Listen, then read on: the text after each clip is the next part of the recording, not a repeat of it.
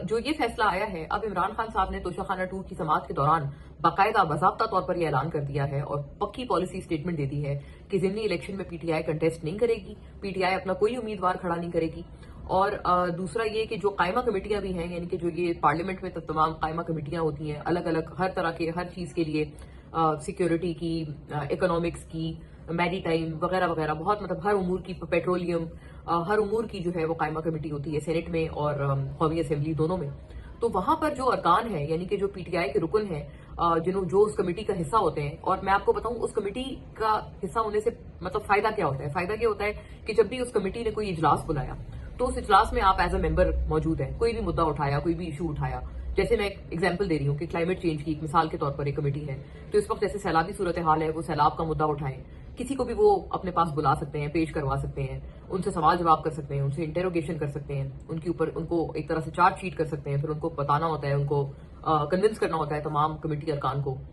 ये चीज मैंडेटरी नहीं है, लेकिन ये पार्लिमानी नॉर्म्स में एक बहुत बड़ा हिस्सा है इस चीज का। और कई मुद्दों पे इस तरह से पार्लिमानी जो ये कमेटियां होती हैं वो कई दफा नाको चने चबवा देती हैं इदारों को और हुकूमत के बेसिकली कर्ता धर्ताओं को। तो ये बड़ी यूजफुल कमेटीज होती हैं हुकूमत को, जिसे कहते हैं ना, हुकूमत को कि स्क्रू टाइट करने के लिए, हुकूमत को टफ टाइम देने के लिए। और इसमें जॉइंटली जो है गवर्नमेंट और अपोजिशन दोनों के लोग होते हैं, लेकिन जाहिर है जो मुद्दा होता है वो फिर कलेक्टिव एक मुद्दा होता है, यानी कि हुकूमत और अपोजिशन एक, समझे आप, एक पेज पर बैठकर उस मुद्दे से जो है वो डील कर रहे होते हैं।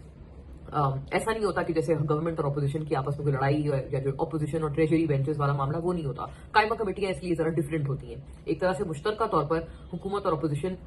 इशू बेस्ड पॉलिटिक्स करते हैं, जो कि बड़ी कंस्ट्रक्टिव बात है। और दूसरी बात यह कि जब उस कमेटी का इजलास होता है तो अगर कोई उसमें अपोजिशन का रुकन है जो कि किसी वजह से गैर हाजिर है, या उसको पुलिस तंग कर रही है, या गिरफ्तार हुआ है, तो उस कमेटी के इजलास में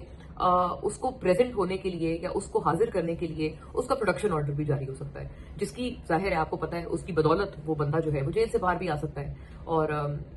एक उसमें हाजिर भी हो सकता है। कई सारे मतलब इसमें एक फायदे होते हैं उन कमेटी अरकान को, जो कि पार्लियामेंट के अरकान उन कमेटियों में होते हैं। तो बेसिकली इमरान खान साहब ने ये एक अपने पार्लिमानी अरकान को, जो एग्जिस्टिंग अरकान है, जो अभी बैठे हुए हैं, जो डीसीट नहीं हुए, उनके साथ भी एक बहुत बड़ा जुल्म किया है कि उन सबको ये हुक्म दिया है कि आप तमाम कायमा कमेटियों से इस्तीफा दे दें। ठीक है, इस्तीफा दे देंगे, क्या होगा क्या है इसके आगे। अच्छा, ये एक इस तरह की चीज है कि जो इमरान खान साहब, बार बार हमें ये कहना पड़ता है और हम ये कहने पर मजबूर हो जाते हैं कि इमरान खान साहब का जो एक उनके ऊपर तनकीद होती है ना, वो बिल्कुल ठीक होती है कि उनको सियासत का या सियासी तारीख का उनको कोई खास अता पता नहीं है, और अगर अता पता है भी तो उन्होंने उससे कुछ खास सीखा नहीं है।